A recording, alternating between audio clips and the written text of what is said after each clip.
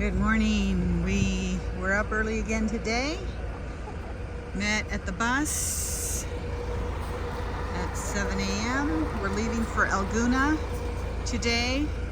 But before we go, we are going to visit the Karnak temples. Since the time of the ancient Egyptians, this was the most important religious location for the ancient Egyptian, starting from the Middle Kingdom, pretty much till the end of the time of even the Greeks who came after. The importance of Karnak was because that Amun-Ra, that Amun was the god of Luxor. Then the ancient Egyptian believed in God Ra, the sun god, the strong form of the god. But later on, when the capital moved to be in Luxor, from Memphis, which is Giza nowadays, to be in Luxor here, the priests merged the two gods together into one form. Ra, the main god, and Amun, since he was the god of Luxor, and the capital moved to be in Luxor, in one form together as Amun-Ra. Together with his wife goddess Mut and their son god Khonsu, as we explained last night, were considered to be the holy triad of Luxor, and this location was the main site that's dedicated to those three members, Amun-Ra, Mut, and Khonsu. A very important religious place that took over 1,000 years since the first part was started till it got to the shape that we found nowadays.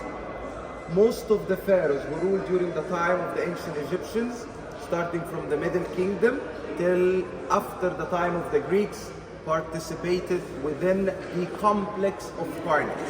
Karnak was not just a temple, it's a religious complex with multiple temples all within the same site. The main three temples are the largest one for Amun-Ra himself. Then on the side here, we have Goddess Mut and God Khonsu, the three members of the Holy Triad. The part that we will see, the part that's open for visitors nowadays, is the main part, starting from the entrance through a part of the Avenue of the Sphinx, all the way to the sanctuary of the temple, then to the right side to the sacred lake.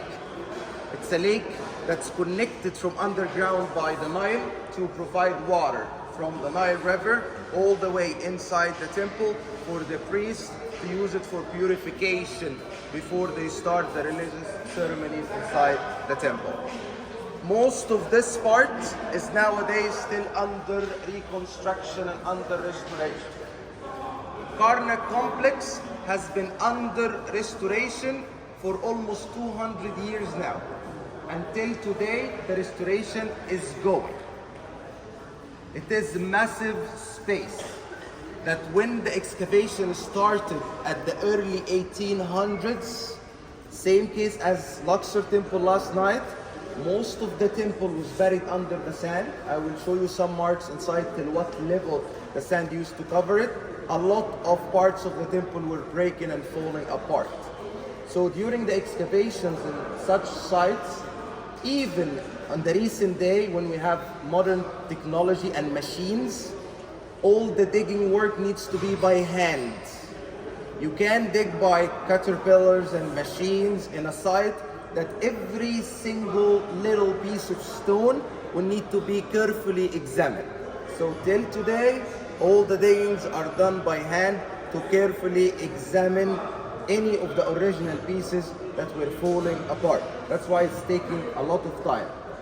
Till today, there is still tens of thousands of pieces of stones from the original structure laying on the ground in this whole part of the temple, waiting to be put together to restore them at the original way how it used to be. So we will walk inside. Our tour will start from the Avenue Sphinx as I explained, and then we will continue through the sanctuary and then to the lake to the right side.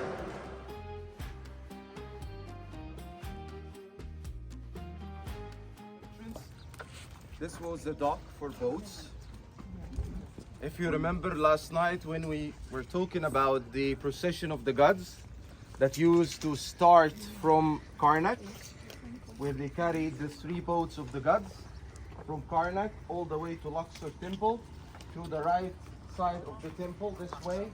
This is the way that have the long avenue sphinx that goes all the way between Karnak and Luxor. It's heading that way to the right side. Okay? Then once they reach Luxor Temple, continue the celebration there, and on the way back, they will move the boats of the gods on a bigger boats on the Nile River. Then they will sail on the Nile River. So they needed to connect the Nile with the entrance of the temple here. So there was a canal digged to connect the Nile River to give an access from the Nile River for the boats when they are coming back, to make it all the way by the entrance of the complex of Karnak here. The boats would dock here, then they would carry the sacred boats of the gods and continue inside Karnak. Since that part was on foot, it needs to be protected. What's for protection? Sphinx, guardian gods. That's why we have part of the avenues of the Sphinx here. The style of it is different than the other part we saw on the other side, different than the Sphinx in Cairo. Oh, yeah. Because the head here, it's not a human head, it's not a human face, it's a ram head. We still got the body of the lion, but instead of a human head that usually represents the face of the pharaoh who made those sphinx, here it's a ram head. Why? The ram was the animal form of god Amun-Ra. And since those are dedicated for Amun-Ra, that's why the head is the head of the ram here. But since they were made all by King Ramesses II, of course, he wanted to make sure that everyone knows it's temple. He wanted to make such a grand and big things. So when it comes to a place here where a lot of pharaohs participated in the place, it was a very big deal for Ramesses, because among all of the pharaohs who added here, he wanted to be the one who have the biggest structure, the most impressive part of the temple, the biggest number of the Sphinx statues. Over 100 child, by the way. I don't know. No, really. And if you notice that he is, when it comes to representation, was god of fertility. It's everywhere. The most pharaoh who had representation was this god is Ramesses II. He really appreciated that god. Basically, the complex here, Karnak complex, it is started from the center inside. So when we use this as an entrance, or I say it's an entrance, that doesn't mean it was all designed and planned from the beginning to have this part as an entrance. Because as we said, so many pharaohs, hundreds of pharaohs, participated within the complex of Karnak. And pretty much no one knew what the other pharaoh coming after him will add. There was not like a one main plan, and then every pharaoh when they come, I will take this part. No. Started as its own temple from the inside was the sanctuary. Then depends on like how strong was the pharaoh, how was the economic situation during their time, how long they ruled, how crazy they were about themselves. They keep adding different parts. Some of them added like just a statue. Some of them added like a whole section within the Karnak complex. So for example, when we're talking about Ramesses II and all of the things he did, this whole court was not existent. This whole part was made after Ramesses II. That's why the avenue of the sphinxes used to continue on that part too, because the entrance was over there. That's why we see on the sides, on the two sides here, more ram-headed sphinx statues, because they use all to continue the road that leads to the entrance.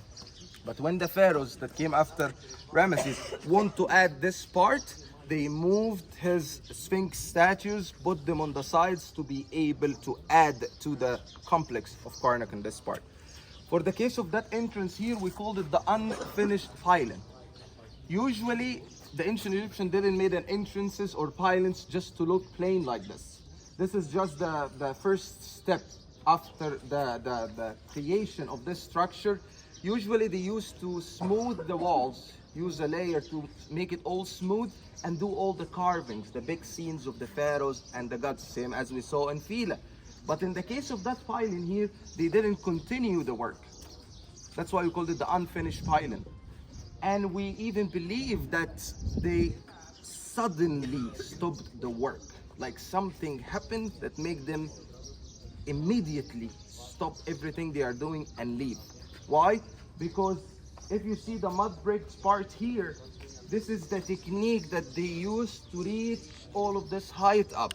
Building steps from mud brick to get them all the way to the top, and once they are done, they would take it all down and remove it. They didn't even do this part. Wow. So that's why you believe like they immediately stopped and it was not planned for. Since this part, this pylon, belongs to the last pharaoh ruled Egypt in the 30th dynasty, we believe that the reason why the work stopped immediately was the news of Alexander the Great approaching Egypt. They already knew about Alexander, and he's the one who's conquering the world and everything. So that news coming in, it caused some scare and insecurity for the people. So a lot of things stopped. One of those things that stopped the project that was going here in this part of the temple, so they didn't continue the pile. But he was a nice guy. He came to Egypt. He ruled as a pharaoh. He didn't change anything. He didn't fight anybody. Okay? So why didn't they like restart the work or take that down then? Continue.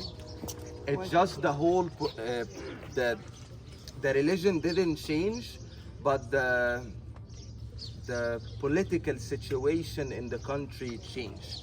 It's just we have this foreign person coming to our country. He got approved by the priests. They said that obviously the priest asked Amun-Ra, and Amun-Ra said, yes, I accept him as my son. Of course, the priests say he will accept him as his son because no one wants to be an enemy with Alexander. Okay? He was nice, but also he was powerful. So they couldn't mess with Alexander, especially during this time. Egypt was like not in a very good condition.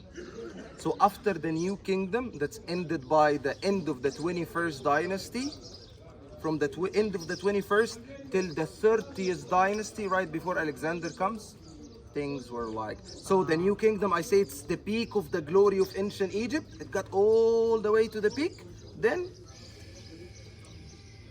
till the 30th dynasty, till Alexander came. And this was through the whole history of ancient Egypt, by the way. And that's why the history teaches us it's like, it's never always like this, or always like this, or like this. When you get so high to the top, start to be careful. Just as today. Yes. Same. Exactly. That part, within the court here, on this side, the left side over there, or your right side, a temple was added by King Ramesses III. Okay, it's small in size. During the free time, you can take a look at it. It's a good temple. Has a lot of statues for King Ramesses III inside. Okay, and let me quickly explain how the numbers we give to all the Ramesses. The first, the second, the third. It's not because they are all like related. Oh. No. During their time, the ancient Egyptians didn't call them the first, the second, the third. No. We gave them those numbers to make it easy for people to identify them. Yeah.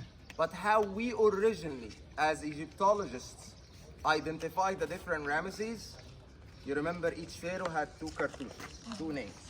The birth name, they all share the birth name. Ramesses, born by Ra, or the one who belongs to Ra. Okay? Which is also, by the way, always when I say Ramesses, I always remember Moses. Because I don't know if you know or not, Moses is an Egyptian name. It was not his original name. No one knows his name, the name of the baby. The baby was found in a basket in the Nile River. If you believe in that story, that from an archaeological point of view, we people who only believe in documents, stones with inscriptions on them, we didn't find any documentation till this moment for this whole story from the archaeology side. The baby was found by the women in the royal palace in a basket by the Nile River. No one knows his name. So they took him from the water. So they named him, the queen or the princess at the palace named him Moses. The one who is coming from the water, or the one who belongs to the water. Mo means water, then we add the SS at the end, the one who belongs to. Same as Ramesses. Ra, MSS, the one who belongs to Ra. And a lot of scholars also, by the way, connect the time of Moses to the time of Ramesses II. It's not confirmed, but when it comes to a pharaoh during the time of Moses, a lot of people say it's Ramesses II. Okay, so all of them sharing the same birth name, Ramesses, but have different coronation names. This is how we identify them. I know this one with that coronation name is the first Ramesses rule, then followed by that one. But to make it easy to the people who can't read hieroglyphs, for example, we gave them those numbers. Same as the dynasties. When I say first dynasty, second dynasty, the ancient Egyptians didn't put this system. They didn't say, it's the end of the third dynasty now and the next pharaoh is the founder of the fourth dynasty. No. We divided the lineage or the history of ancient Egypt into dynasties. Okay? Yeah. So all of this is recent, just to make it easy to understand the very long history of ancient Egypt. We are about to go to one of the most impressive parts of the temple. When I say most impressive, so we're talking about Ramesses II. This part was originally started by his father, King Seti I.